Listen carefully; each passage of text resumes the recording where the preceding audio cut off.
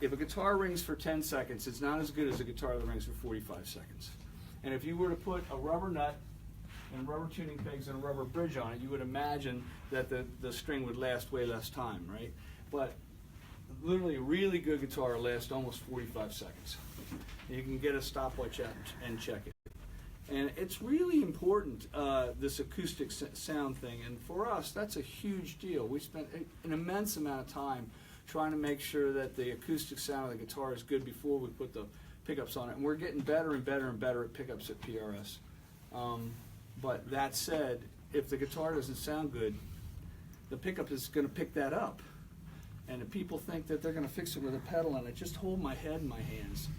I mean, has anybody ever really bought a guitar and thought, well, it doesn't sound very good, but I'll fix it with my pedal board? Has anybody ever really thought that? You've thought that. And that's fair, actually, because your pedal board, you've turned your guitar into a synthesizer controller. You're using your pedal board as like a synthesizer, and this is a controller for it, all right? And that I understand. That part I get. But wouldn't it be nice if you turned them all off and it still sounded good? Right. So, I mean, I get it. But I'm sorry, when Hendrix used to turn all the pedals off, it still sounded good, right? We were with this guy last night. We spent 10 minutes talking about the fact that he hears this sound in his head. And this sounds really important in his head. But the idea that he had to take a lesson to get there just was beyond him. Because when you hear Carlos Santana play 6 different guitars, it sounds like Carlos. If you hear Eric Clapton play 6 different guitars, it sounds like Eric Clapton. It might have something to do with the way they play the guitar, you know? But that said, I would recommend that. How many guitars do you own? Sold loads, I can't remember. I only use 2. You have 2. No, I have about 7, but I only use 2. All right, you've got more than I do, so that's cool. So have you ever sat down and compared them acoustically? Yeah. And what was your experience? Well, one's a baritone and one's not, so it's quite What? hard. But one's a baritone, one's standard, so it's quite difficult to compare. I'm sure you can find an A note on both guitars. Yeah. Okay, so that's okay, fair enough. But come on, what was your experience sitting and playing them? Did they all have a different sound? Yeah, massively. Massively. Yeah. Okay, but the strings were all made by the same people. No. You're really tough. Okay, if you put the same manufacturer strings on all the guitars, would they still sound different? Yes. Have you changed these strings in the last 40 years? Yeah. You're not 40 years old, so. But am I making sense to you that if they sound wildly different acoustically, they're going to sound wildly different electrically? It's just going to be the way it is, right?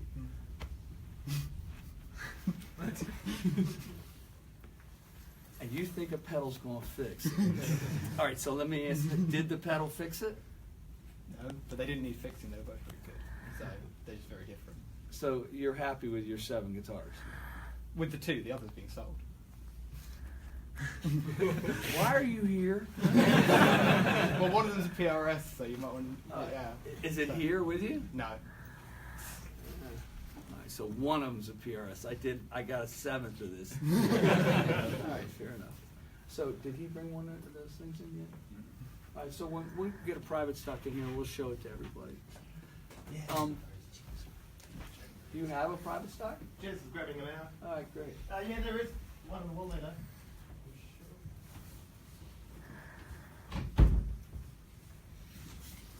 So anyway, from a guitar making point of view,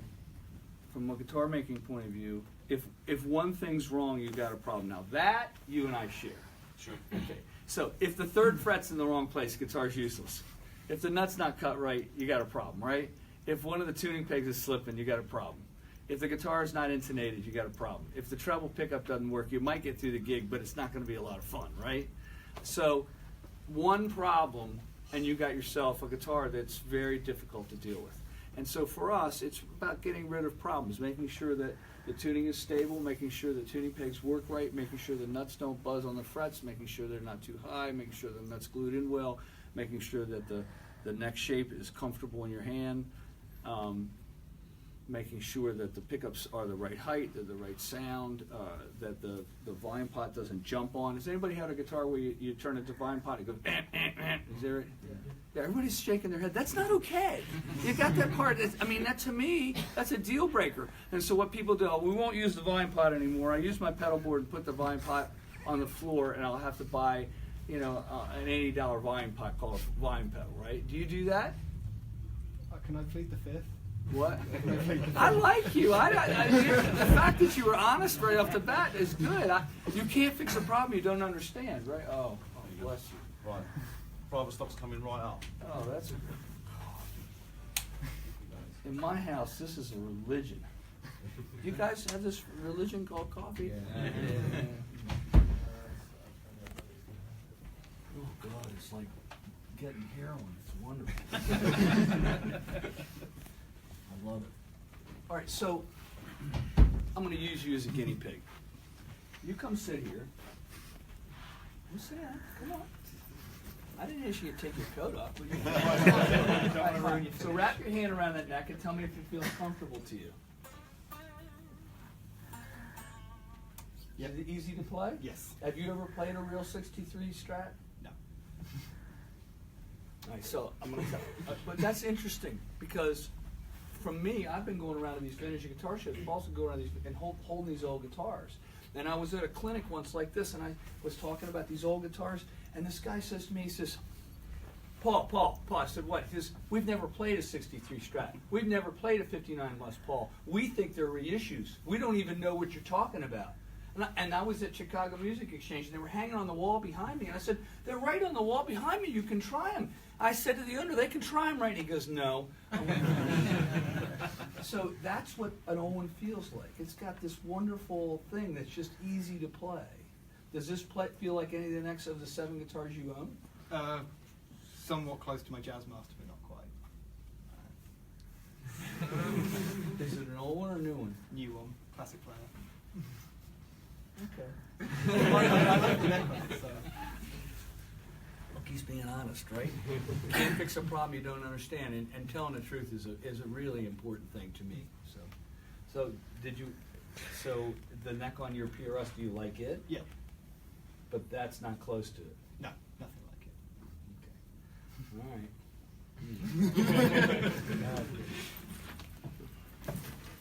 So, let me ask a question, and it's a weird question, but does anybody have a question about this? I mean, this entire thing about making guitars, from our point of view, is a subtractive thing. If you have one thing wrong, it subtracts from the guitar. If there are 2 things wrong, it subtracts from the guitar.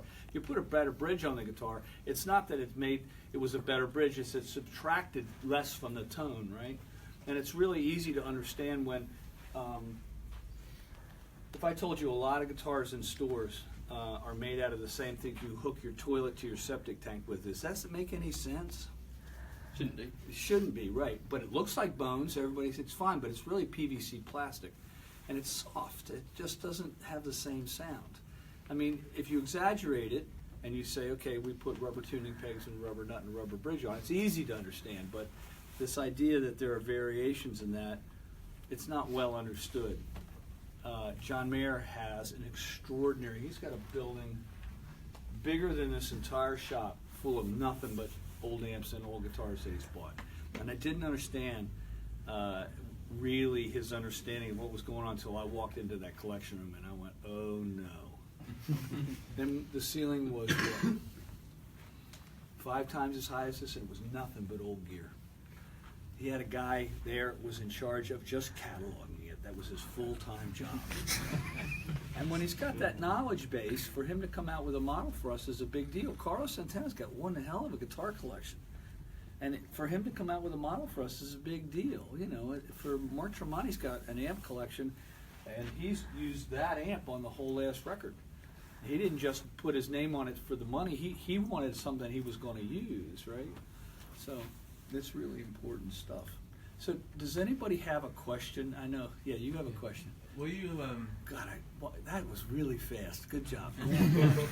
were you worried when John Mayer first came to you with the idea of having a similar looking guitar? That's not what happened. He needed a guitar for the Grateful Dead tour. He needed a guitar for the Dead and Company tour. And he called our customer service people and said, I'm John Mayer, I want to talk to Paul. The guy didn't believe him, almost hung up on him. And he literally texted a picture back with a piece of paper, said, really, it's me. And they got him on the phone with us, and he needed a tool to do that job, to get that Jerry Garcia tone. And so he ended up playing everything we made. He ended up trying every single pickup that we made and started to decide which pickup he wanted in which position. And for that job, the Garcia tone is a middle pickup, which is pretty unusual. You don't see people use middle pickups very much, but that was that thing. And I didn't understand, but we got the nod to make that Super Eagle guitar, and then we got the nod to make his amp, and then we started to work on this other thing. And so now I'm to your question, which is, was I scared? What was it? What was my emotional reaction? Is that what you're asking? Yeah. Were you a bit more like worried? No, I saw it as good guitar making. If we came out with a violin that looked like Stradivarius, nobody would have a problem with it. So I saw it as good guitar making. The one thing that got me was that when I wrapped my hand around the neck and we finally tooled it up, I oh God, that feels like an old neck. You've never played a real old 63, have you? Yeah, well, here. Give me your guitar. It's quite chunky around the sides almost, but like thin. Yeah, but it's rounded over really well. Yeah. It's easy to play. Is that? Wow.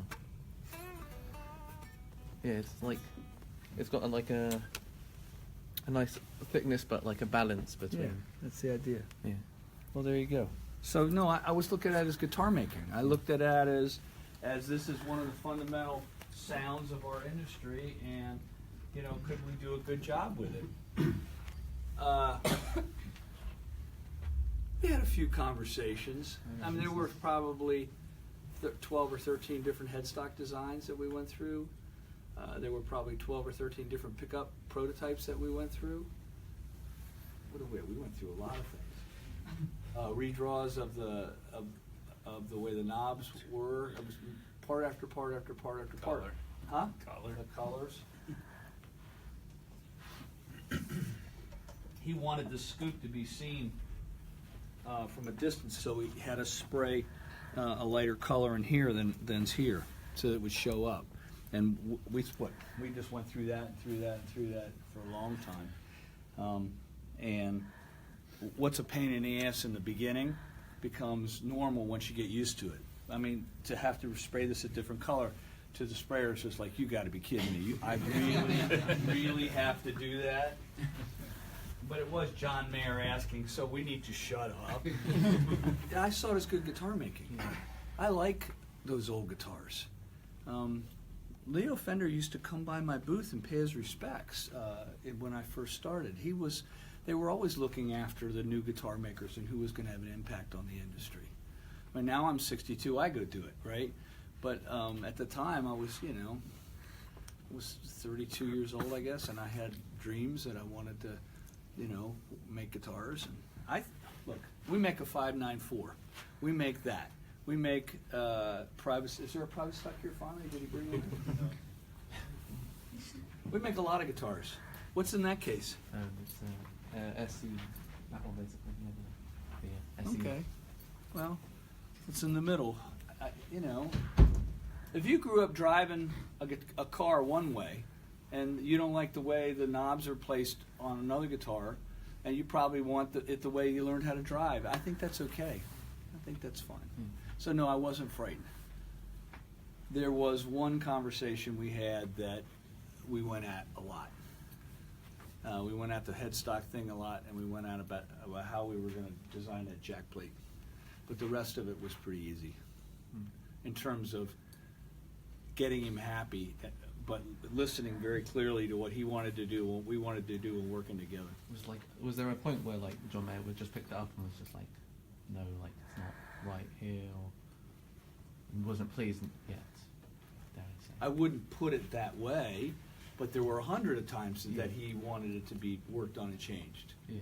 But that's the same with Carlos Santana. If we're working on a guitar, Mark Tremonti, there must have been 50 changes to that amplifier, and he's finally happy. Was he not pleased? That's not the way it works. I mean, if you're an endorser and you're working with us, you're not pleased with the way Paul's doing things. You're saying, look, can it be a little different? I see the logo to be a little different? Can it be a different color red? It's working together. It's not that way.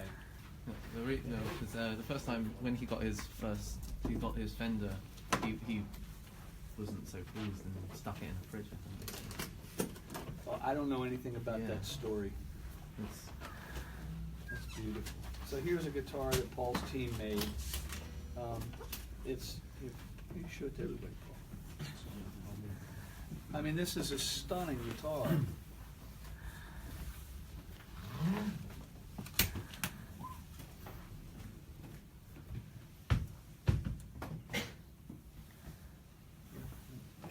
Let me be Vanna. You guys know who Vanna White is in this country?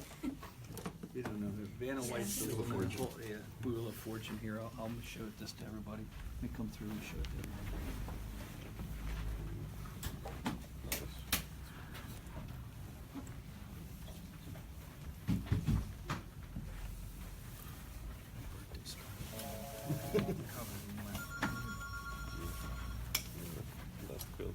This is one of our Dragon's Breath colors. All we can see is that you're gonna have to walk through like Yep. that. What's that? Rosewood, Nick? Yes. East Indian. And synthetic opal inlays. When the light hits it, it really gets colorful.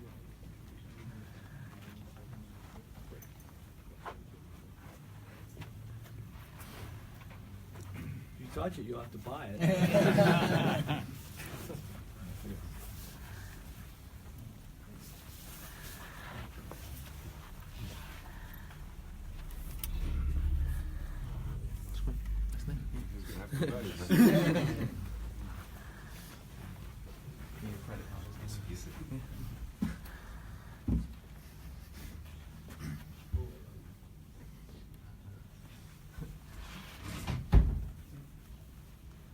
No, I didn't have a bad emotional reaction. I thought that there was meat on the table left in terms of getting the pickups to sound right and getting the bridges to sound right and getting the neck shape to feel right. Almost all the reviews online, if people gotten their hands on them, have loved them. There's one review online where the guy picks up his favorite 66 guitar and he's stunned at how much quieter it is in terms of volume than the other one. He was like, have you seen this thing from Premier Guitar? Oh, yeah, he was like, oh yeah, let me just compare it to my favorite, and he plugs it in and he plugs it in. Oh my God, it's a lot quieter. It's a wonderful moment for me. I said one of the knives slid out of my back, out of the knife block. Look, I see it as guitar making, you know. Why is it okay for all the other companies to do, but not us? But the other thing was that we had a DC3, and a DC3 was very similar. Very, very, very similar. And they're collector's items now on the internet. And we got permission to record Machine Gun from Experience Hendrix, the Hendrix Foundation. And I used a DC3 on it, and it sounded lovely. So, as you would say, as you guys would say. So he had a question right off the bat, see, and then it generated some, yeah. So, yeah. With regards to the process of designing it, how big is the factor of, or how important is the factor of like the copyright thing? So you can't, I know, like, if you go conscious, you can't copy straight up. Is that another? So if John goes, oh, can we make it more like this? Are you having to go? That's dangerous territory. There was a lawsuit in America, and the other guitar companies won the rights to continue making the body shape. So the body shape and that whole side of that guitar is free reign. It's now public domain. The headstock shape and the name is not. Okay. So this has our headstock shape on it, our logo on the front, our birds, our scoop in the lower horn. So really, it's not a huge factor to the process of making a design. Well, of course it is. If I was violating the law, I wouldn't do it. No, but I'm saying if the shape's up for grabs, then you haven't got too much to worry about. Not from a legal point of view, Yeah. but from a reputation point of view. If we had done a poor job, we got shot. No, yeah, of course. Yeah. I mean, if the guitar didn't sound beautiful when you plugged it in, we'd fried it to steak. It's not going to be a good thing. So, but no, from a legal point of view, it was open season. It's quite nice that that didn't have to be a factor in you making the sound you wanted and the look you wanted. Look, the subject you're bringing up was discussed a lot. There's been no, I've never seen more interest in a new model in 20 years on the internet, ever. I'm a fan of it. It's beautiful. I think it's amazing. Yeah, I think it is. It's really great looking. It's the first time I've seen one. You And I wanna think play it's- it? No, I don't know, but I think it's a really I don't want to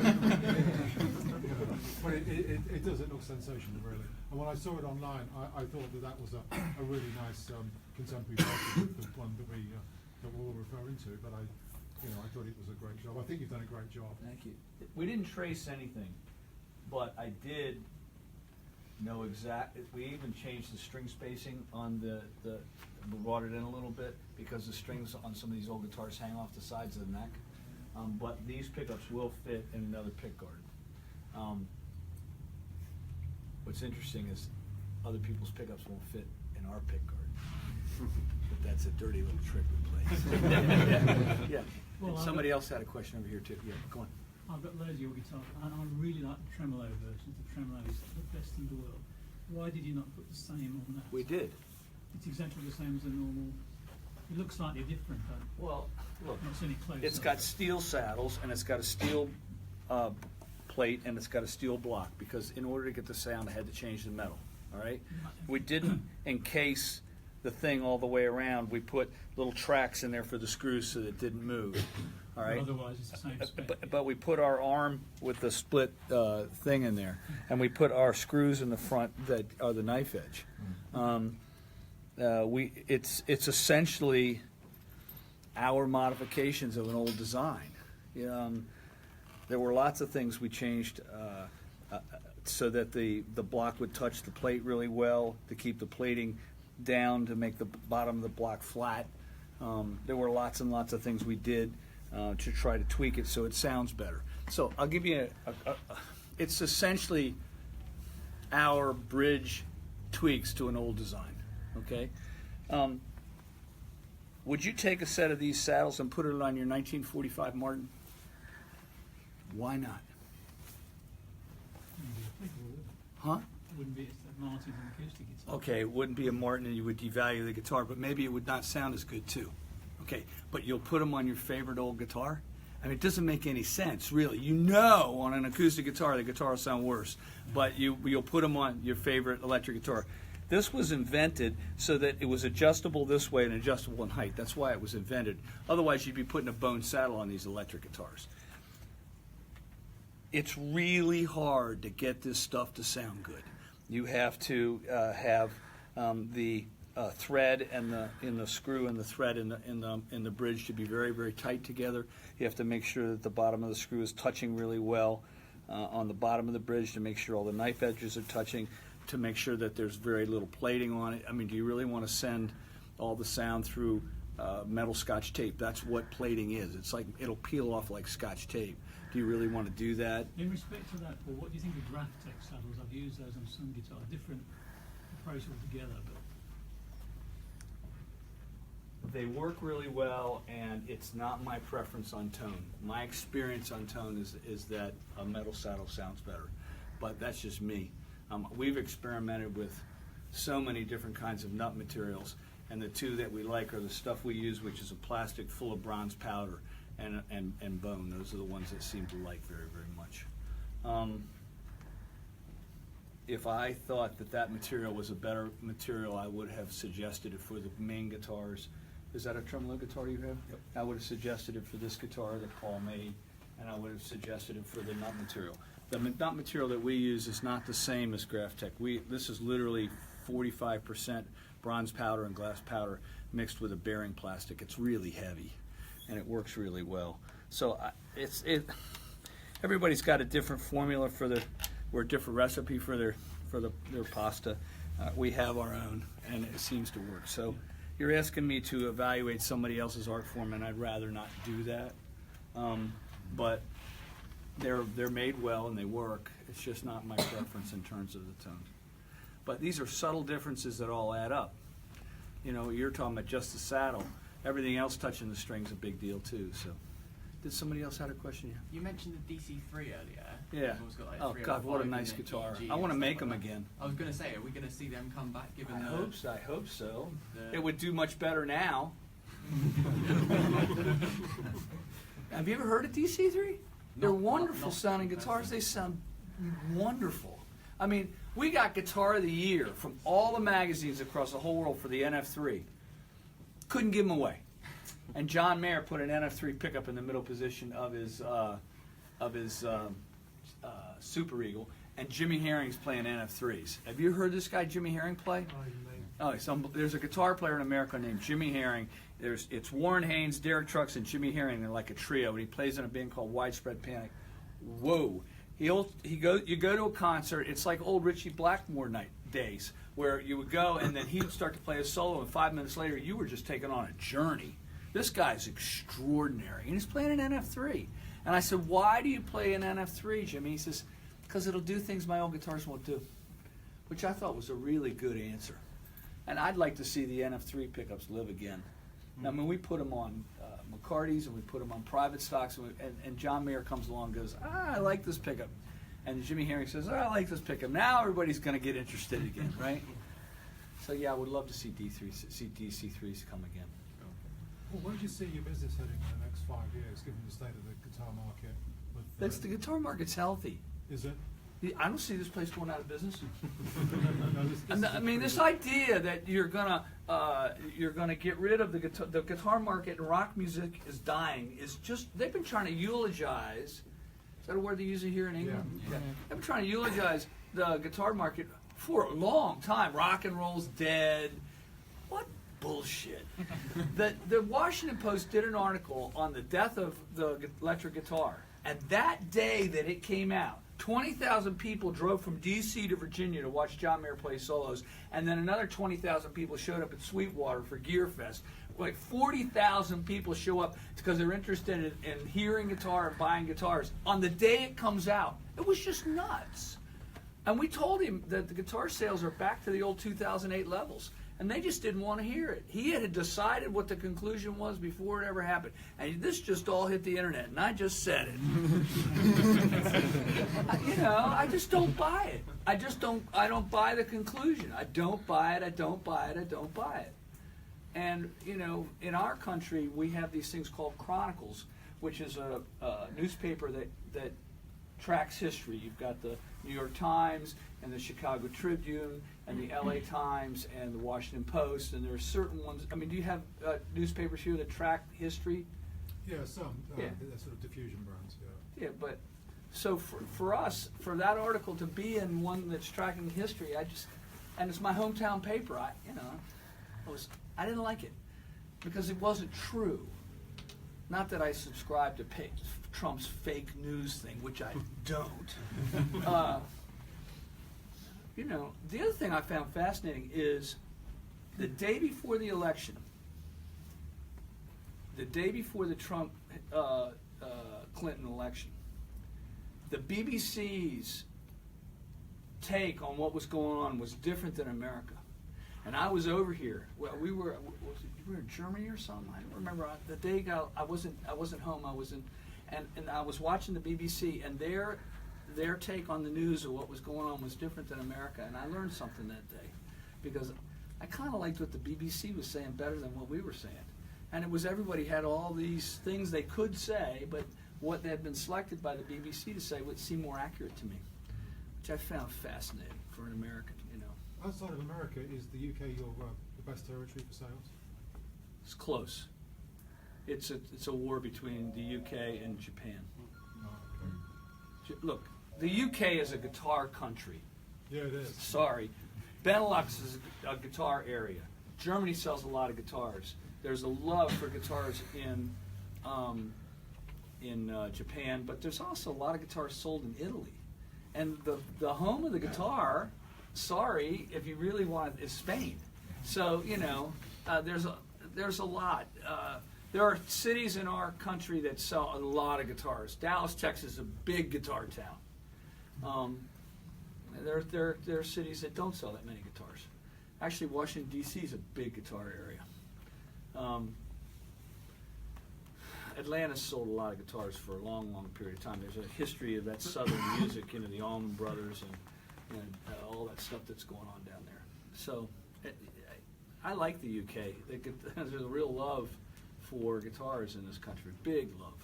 And there was At one point, it was Fender Gibson, Fender Gibson, Fender Gibson, Fender Gibson, and we went to a trade show once and people were saying Fender Gibson PRS, and that happened first in England before it happened in America. You guys accepted this brand long before there was a complete acceptance of it in America. But I can tell you the English roadies in the beginning, they wouldn't even talk to me. They'd show me a Martin Birch guitar and turn their back on me. But there was an Englishman that walked me in and showed guitars to Gary Moore, and we were off to the races. I mean, you know, there were a lot of the artists in this country have been very, very accepting of the guitars. So, I mean, one of the very first guitar demonstrators in this country for PRS was Paul Stacey, who did piles of stuff musically in this country. So you're asking a good question. People don't ask very much, but the UK is a very good market for us. I come here. Is Jez here? Our rep is here in the building. His name is Jez, and he travels all over the country. And I call this the rented mule tour because he's just brutal to make sure that I go visit all the stores that support PRS in this country, and and it's an honor to do. My wife understands that the English market is almost like family for us, and it's a big deal. And so I say I'm leaving for England for a week. She goes, okay. That's, you know, and you know all the. You have a question about my wife? No. Look, anybody asks the question's a target. I've had so many bad things happen in my life in terms of people passing away that if I can make a joke, I just go for it. And the first time I came to this country, I said, an American with a sense of humor, how'd that happen? Anyway, so does that answer your question? Yes, sir, it does. All right, so you both had a question, so you start and then him. So when you mentioned, and this is the, I guess, the initial perception from PRS guitars that it sits between the Fender and the Les Paul, as kind of between, and that's kind of what attracted us me as well to get one. But then there's been some movement then towards the Les Paul, and then more movements now towards Strat. How do you see kind of that change of your initial philosophy when you, or was that the initial intention when you built the first custom 85, I guess, to kind of be a bit different or be in the middle? Right, and well, then you had a going- genius in this country named John Lennon, right? And he said, "Life's what happens to you after you make plans." I didn't see this as the road. I didn't think that John Mayer was going to show up and want a guitar for the Grateful Dead that was a private stock, curly maple top, curly maple back, wildly amounts of electronics, and then he was going to go here. I didn't know what was going to happen, but look, what's the goal? The goal is that you have a guitar that you're sitting on the couch with, you're happy, and you put it away, and you're in no pain while you play it. When you put it away, there's no hangover. It's the best heroin ever invented. I mean, we're drug dealers. I mean, I'm sorry, that guitar is pure drugs, right? So to me, if I've made you happy and you're playing the guitar or something that you really enjoy, or you can use it at the gig, or you can use it at a session or whatever, then I've done my job. So that part I've got grounded and clear. The part about, you know, well, you did your guitars, and then you did the 594. Now you're doing the Silver Sky. What are you thinking here, Smith? Is what you're kind of saying, right? Not That's that pretty close. It's a change in philosophy, I guess, when you initially started. I see it as guitar making. I mean, if you were Stevie Ray Vaughan and you wanted me to make you a better one than what you had, would I do it? Yeah, I wouldn't even think about it. I'd do it. So, I mean, look, when we released this guitar, John posted a picture of it. He was getting 1,000 likes a minute. We got 10,000 in a day. He was getting them by the minute. I mean, he's very polarizing, if you haven't noticed. And he's an extremely good guitar player. And he used to be thought of as a singer-songwriter. When he joined the Dead Company, he converted over. Now he's being viewed as a guitar player, which our industry needs, right? So, no, I don't see it as a problem. I pick up the guitar. I would use it for tracks if there was a session going on. It sounds good for tracks. It would sit right in the mix, right where you want, like a good reverb sits in the mix. I'm not bothered by it. a lot of people on the internet in their underwear are bothered by it. At CNN, they call it keyboard courage, where they're sitting there, saying what they think without, any impact. But most of the people haven't played them yet, and this is the first one that's hit the store, right? I mean, it's the first time you've touched one. Did you like it enough that you would give money for it? Yeah, definitely. It's the only Strat I've ever played I like. Sorry, not Did you want to play the guitar? No, I can't say that. You can erase that. So if you want to play the guitar, play the guitar. But no, I'm not bothered by it. I just see it as good guitar making. Has the feedback surprised you? No. I thought there was going to be more feedback from the guitar companies. It came more from the punters, as you guys call it. No, we knew it was going to be very polarizing. We knew it was going to be deeply polarizing. What was the saying we had, Paul? When it comes out, everybody's hold on to your seat, something like that?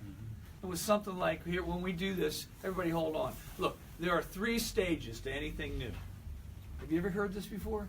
Yeah, go on. It's a military thing. Stage 1, everybody's venomously opposed to it. Stage 2, everybody's pretty much against it. And stage 3, it's the accepted norm. I'm right in the beginning of stage 1. But that's the way it goes. You think PRS was accepted? People walked into our booth and said, what do we need another guitar for? They're charging over $1,000. Shut up. I mean, that's how it started. And then somebody goes, no, now wait a minute. Maybe we need to pay attention to this. That's how it started. You think it was all, I mean, I couldn't even get a meeting. I mean, I'll give you another example.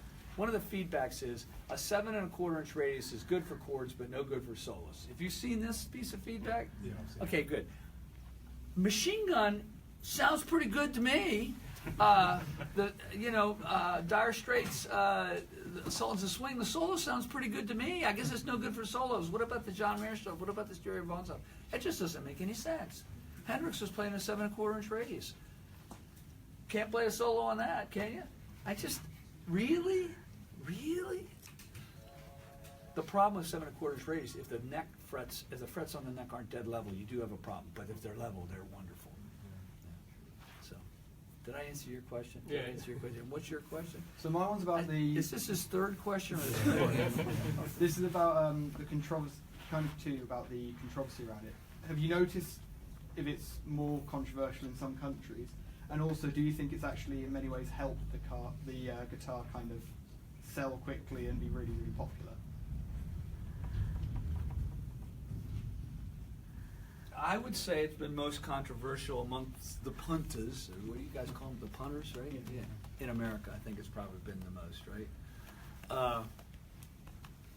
The reason it's being so controversial is people are really interested. I mean, they wouldn't be spending all this time in it if it wasn't really interesting somehow. I had a rock star write me a note and said that I just farted in a spacesuit. My comment was? I like the way the guitar sounds. You know what he said? Really? And then I got a thing from David Grissom, and he goes, this guitar sounds really good, Paul. Oh my God, this guy's a good guitar player. He didn't come from the guitar playing world. It's not like he grew up in Dallas, Texas, doing that kind of thing, right? But he's a very, very good guitar player. So no, I think people are interested. Look how many people are here. And what are we talking about?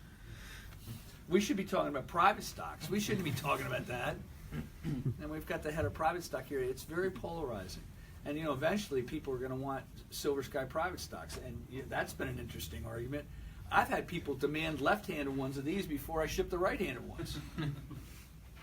That's not going to happen. Yeah. Can I just ask you a question? Have you ever tried with the tone blocks on any of your other guitars, like titanium and tungsten and things like that, to give it a different sound? The answer is yes. We've played with aluminum. We've played with brass. We've played with steel. I didn't do the titanium or tungsten thing, but we've played with other materials, and it makes a difference. With this, I was going for, look, if you buy 50 of these old guitars, they all sound different, but one of them's magic. I was trying to make all of them magic. And so I stayed with the formula that I knew worked. I could have spent years and years and years on that, and I didn't. And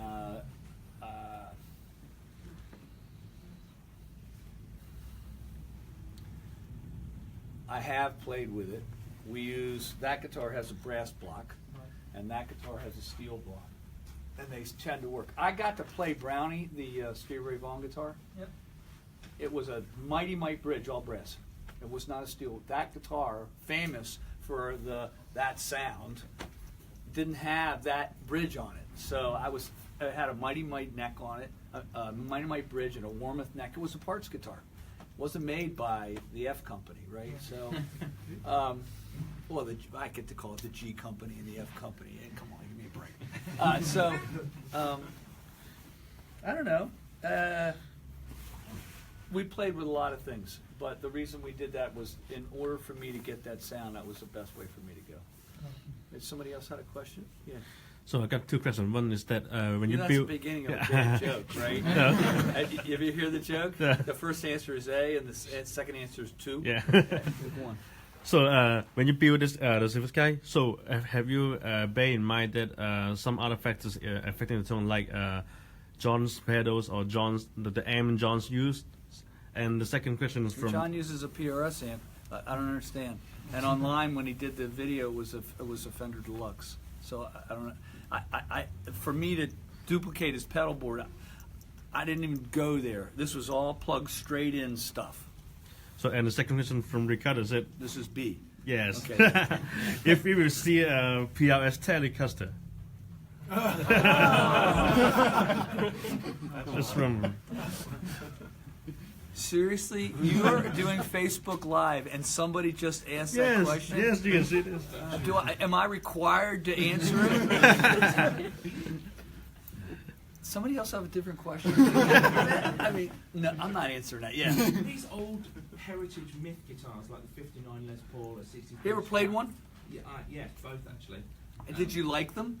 Well, my question would be, I did, but where does the myth end and them actually being fantastic guitars begin? I mean, when you picked up, say, John's 60C Strat, what makes it so different from any Fender they make today?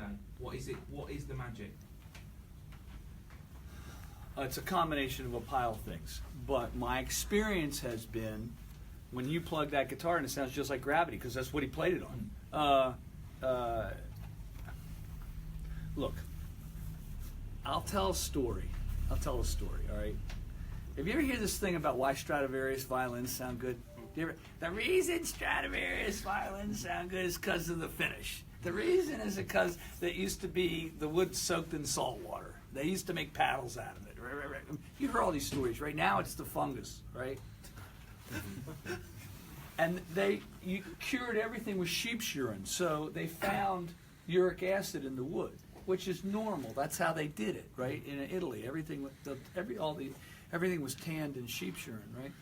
So, but the thing they leave out is that the reason they sound good is because the old man knew what he was doing. That's the one they leave out. All right. Same thing. It's the same thing with the fungus. As if there was more fungus in his shop than the other 20 shops in town in Cremona, Italy. Now, give me a break. Yeah. All right. So the fungus makes the wood lighter and more resonant in some way. I'll buy that. I'll buy that the age of the wood has a real impact on it. But nobody ever says because the old man knew what he was doing. Now, I got my hand on some Stradivari violins at the Smithsonian Institution, and they all sounded different, but they had one very interesting quality about them. The harder you hit them, the louder they got, and they just kept getting louder and louder and louder. They didn't have a compressor on them, which is why these guys like them, or these guys that would be female and male of these solo violinists, because they barely play it. The person in the last corner of the auditorium can hear them what they're doing. When they play pianissimo, it's really quiet. They can hear everything, and they love that it projects so well. It's a conversion device between force and sound. My experience is what was going on in these factories in America in the 50s and the early 60s is they knew what they were doing. I mean, you interviewed Ted McCarty, he knew so much, it was stunning. And the idea that that it's just the age of guitar I don't buy. My experience is if you pick up one of those old ones and you pick up a new one, they're not the same. And what we're in the middle of is we didn't have a 50s guitar. That is the 50s guitar right there. That is our guitar. This is our peak. Everything peaks at some time. Neve consoles, according to most people, either peaked with a 5068 or 50.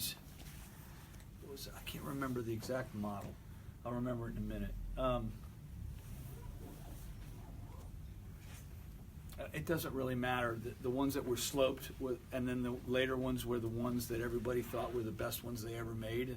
And there's a day in which people think those were the best Neve consoles that were ever made.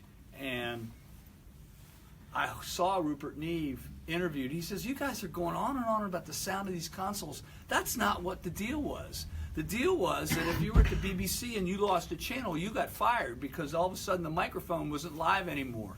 And I wanted to make sure nobody got fired. I was trying to make sure that they were built like tanks that they would never break, which was very interesting to me.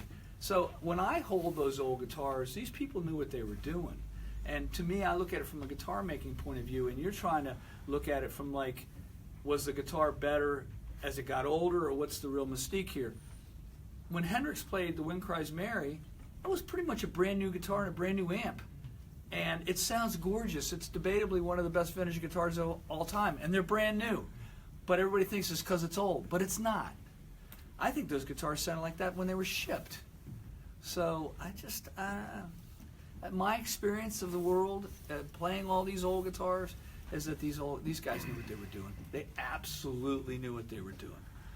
And somebody imitating something it's not the same as the person that invented it. It's always different. But I mean, you didn't have some sort of reverence experience playing those old guitars? Not the 62 Strat, the 59 Les Paul was pretty special.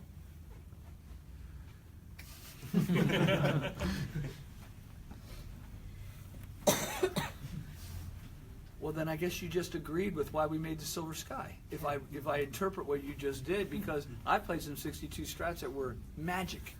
And so you get 50 of them, and they're all different. And I wanted to do the same thing over and over and over again. Everybody will admit, if you get 10 McCarty guitars from us, they sound this close to each other. Our window is very narrow. I'm always trying to move the window up. So that doesn't sound wrong. But maybe it wasn't set up well. What was wrong with it? Just, it didn't speak to me. It wasn't bad. Just maybe it was the 30,000 quid that didn't speak to me. Look, I've played some really good 62s and some okay 62s. That's normal. That's normal. But the old Gibson you loved, right? Listen, I was down on what's the street here in West End? Denmark Street. What? Denmark Street. Yeah, there was one there. It was a fake. I was like, I picked it up. They said, and they handed it to me, and they were telling me it was an old guitar, and it was a really good fake, but it was a fake. I was like, wow. And he thought that was an original, did he? I was told it was. Wow. How did you know it was a fake? Because I've been doing this my whole life. That's not fair. How did I know? Any I clues? said, look, I'll tell you a story. Did you tell the shop? No, of course not. No, look. Okay, maybe I'm wrong, but I don't think so.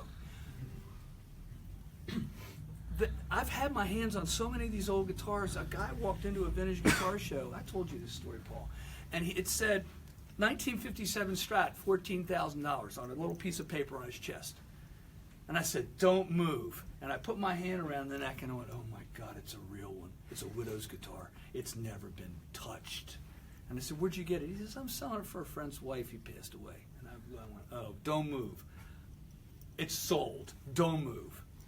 Took him in the booth, and I said, that guitar's worth $20,000 wholesale, $32,000 retail. You're not charging enough for the guitar. And I said, I'll get you the money that you want, that she deserves. And he said, okay. So we made a deal. And then what's interesting is the dealer that was going to buy it took it apart to make sure that it was all original. And I went off. I said, the screws have never been out of that guitar. it's never been a part. What are you doing? He says, well, I had to check. I said, I wanted to come across the table and kill him, right?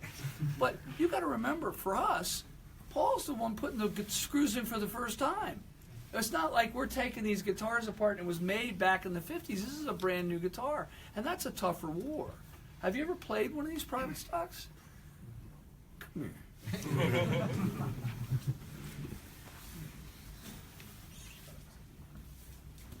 Come sit down and enjoy a guitar for a minute. So look, if it doesn't speak to you, it doesn't speak to you. And that's fair. Oh, your guitar speaks to me. Just the 63 strat doesn't. But I think Kept under a radiator or something. Okay, take a seat. You have a credit card, you got a problem coming. You can play. I like that. You know the vibrato in the sense? Is there no? So it's a one piece. There's not a fretboard, is it? No, that's a fretboard. Oh wow. Really? It's got a nice glue joint on it? Thank you very much. Yes, you have a question. You said about how when we were talking about old guitars, you don't have that, and these are like your 59 Les Paul. But we're seeing, Well, I don't look. seeing like the 85 custom 24s and stuff starting to creep up. No, in they're price. going up in price really fast. How do you They're sort of- considered vintage guitars now. How do you see that? How does that affect your private stock sales and stuff? Being as how they're starting to compete price wise, they're in the same ballpark. He's got 9-10 months worth of orders right now. We're not having a problem. Look, how many people on your crew, Paul?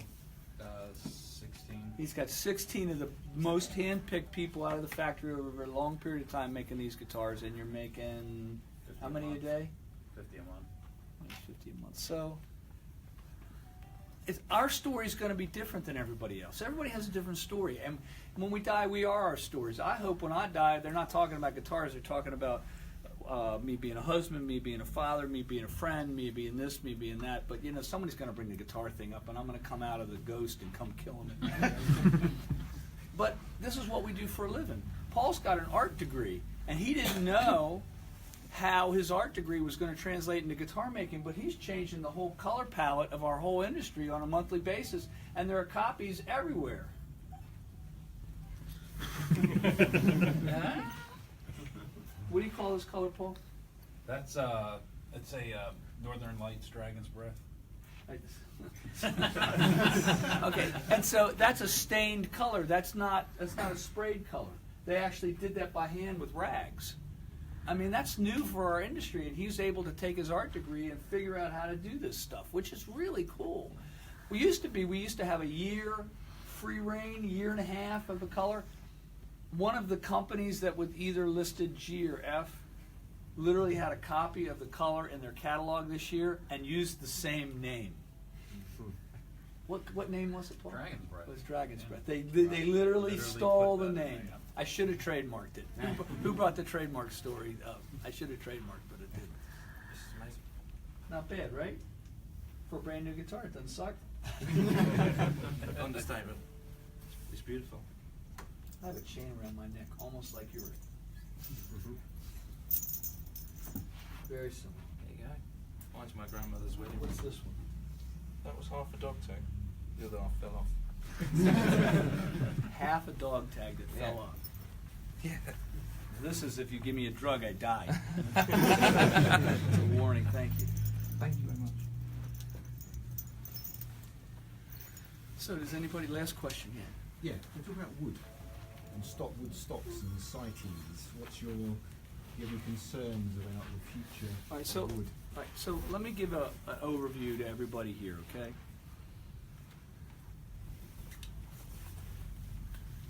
There was first of all, the wood supplies that we have are really good, and the forests in America are in better condition than they've been in 100 years, which is good. Definitely don't want to leave my wallet over here. I was going to try to get your credit card out of you before the end of the day. There was a problem with the Chinese manufacturers buying up all the Vietnamese rosewood. It's not something the guitar industry uses. But because it was all getting bought up too fast, and they had made inroads to fix it, CITES decided to make all rosewood restricted. CITES 2, which is normal. CITES 2 is when a mahogany log is cut and it's brought into the United States, you need paperwork for it. That's fine, the whole log. But now they wanted export documents, a new document for every single guitar that got shipped out done. Not just the in, but the out. And they did it because they didn't think the inspectors could tell the difference between the woods. Now, it turns out there are other woods that you can't tell the difference between either. And it's gotten really complicated. We have a very good relationship with them. Literally, these people that we'd heard about existed were in my office within days of them making this new regulation, because all of a sudden the American Fish and Wildlife was strapped with doing thousands and thousands and thousands of permits that they didn't have the staff to do. But everybody's struggled and gotten up to speed with it, and all the stuff that's here has got CITES documentation with the rosewood fretboard. There are woods like Zercote that don't need it, but are just as good for instrument making. I like to play the game the way the game's played, and that's part of the way the game's being played right now. I'm not that worried about it. The curly maple supplies for us are plentiful. The rosewood supplies for us are plentiful. Ebony, it's fine. It's not really a problem. Bob Taylor's gotten very involved in buying ebony from Cameroon. He knows what he's doing. He went and bought a plant there, and he wanted to make sure that logs weren't rotting on the floor, because a lot of the ebony that comes out, it's not pure black, and they were only taking the pure black. And we agreed that we would use the striped stuff, which is fine. I don't hear a sound difference. Bob Taylor doesn't hear a sound difference. I think what he's doing is man up. It's good stuff. So, look, we're not having trouble getting enough wood for these guitars. The amount of orders we've gotten for that, I've got to buy more alder than I thought, and there might be a timing problem, but we're not having trouble getting this stuff.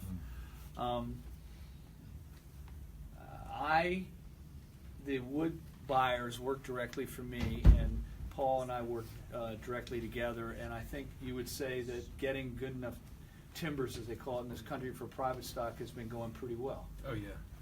So I'm not that worried about it. But you have to, look, the definition of an expert is somebody in a very, very complicated area that solves very complicated problems over and over again. That is the definition. And by that definition, I've got experts buying from me.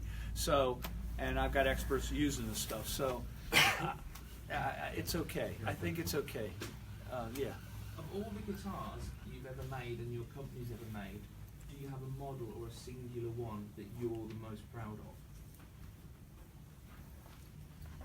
I would say that guitar that I made for Carlos Santana that started the company didn't hurt.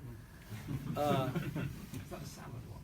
No, that's much later. You're young. He's known for that salmon guitar now. And Paul made that salmon guitar with his team. And we've made, what, 15 or 20 of them since, something like that? So, it's a popular color now. So, the guitars that have a huge amount of impact on my company, I mean, I have a thing called a Paul's guitar, which is the worst name for a guitar in the history of the guitar business. But that said, they sound good and I like it. I brought one with me to bring to this clinic, and it got literally taken from me and sold before I got here. But I can make another one. The guy that bought it couldn't. So, you had a question? Of all the guys you're listening to and guitarists you love, who would be the next few people or guy who you want to get the phone call from to build a guitar? Who's not well, in the same way John contacted you. Who would you be like, oh man, I love this player, it'd be great if you got in touch, we got a guitar from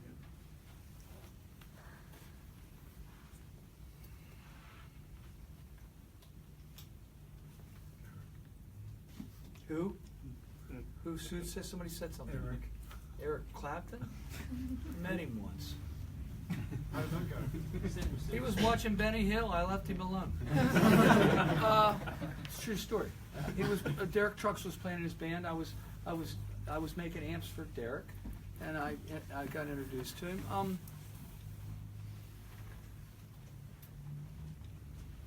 Jeff Beck. I mean, as Eric Clapton said one time when he was on the Arm Story, he's the best one we got. Have you ever seen him play recently? Yeah. It's not good, it's frightening. Yeah.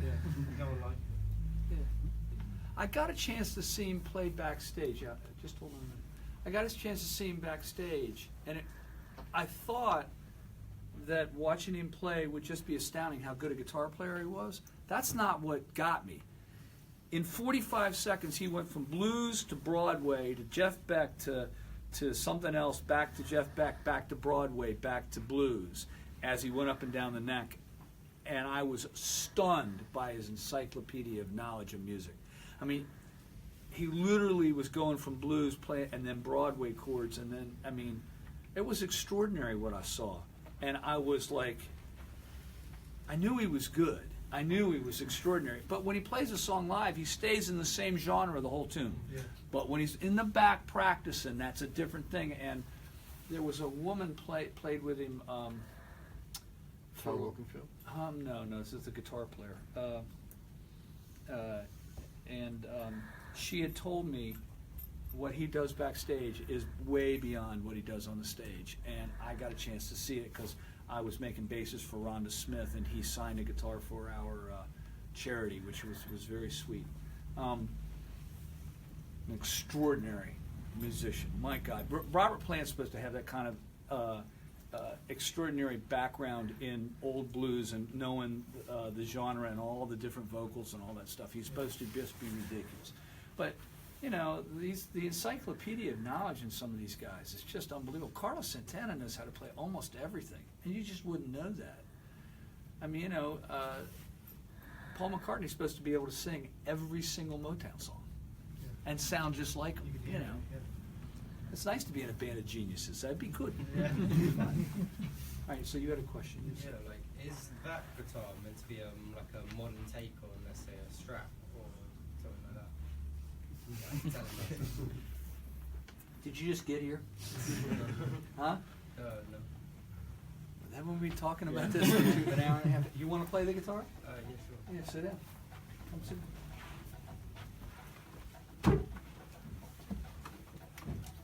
So anyway, yes.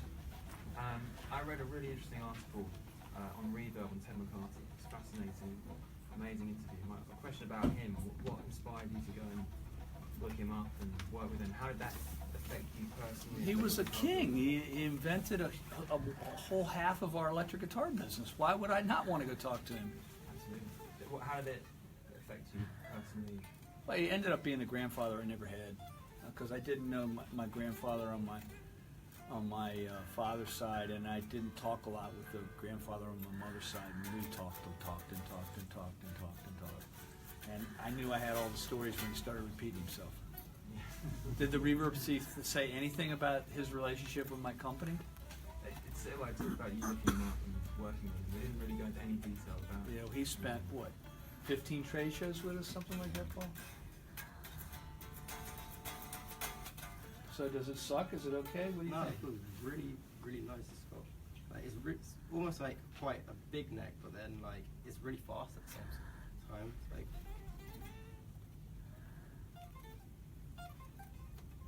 Can play. I like that. Look, when I see young people that can play, it makes my heart warm. You know. Second question, Gibson. Anything you want to say about Gibson? The state of Gibson today? No. Don't believe everything you read. We have no idea what's really going on. It's all predictions. I don't know what the condition of the books are. I don't know what's going on there. It's not going to be the same as people are predicting. It's going to somehow be different. I don't know. And I'm not the CFO. I don't know whether the debt's going to be refinanced, which it usually is. I mean, you hear these things about other companies, and the debt always gets refinanced. I have no idea what's going to happen, and I think it's everybody's talking about what's going to happen. It's scaring a lot of people. I'm not sure that's a good idea, but there's a lot of Gibson guitars in this shop, and there's a lot of them in the back. And if you want one, you can have one. And you don't believe everything on the internet. Fake news is something I don't really buy. But in that case, you can't. They're saying, we suspect, we think, and that's fair. I don't know. Who knows? And as far as the finances in my company, I'm not going to talk about it. But we have a hell of a backwater. You've asked a lot of questions. Got a lot of them as well. Your SE. Did I say yes? You could. It was implied. The SE277 plate got rave reviews. Your baritone. Is there kind of? Are you looking at bringing that into maybe one of the American lines at any point of baritone? I can't tell you that. If I tell you, I tell you before I've told Jez. Jez, have I told you anything about the 277 become a core guitar? Okay, he wants me to tell him now what our plans are. I'll make him one. Okay, all right, there you go. There you go. He'll make you a private stock one right now, done. And you get the prototype. Go. That's funny because there's actually somebody who I've got to know rather well, who's an old customer back from mine from when I used to work in stores that I met here that's spec'd up full. Eddie, the first 277 you're building is right now. Aren't you? Yep. So that's interesting. If you want a guitar, he'll make you whatever you want. Just don't have him put the other logos on the headstock. I'm fine. So I think we've covered everything. So how many people brought guitars or things that they wanted to get signed? So can we set that up and do it very, very quickly? We're fine. Okay, so how much time do we have? Half an hour, 45 minutes. Okay, so give us about 5 minutes to use the restroom. And by the way, Paul, thank you so much for coming. Very, very appreciate it.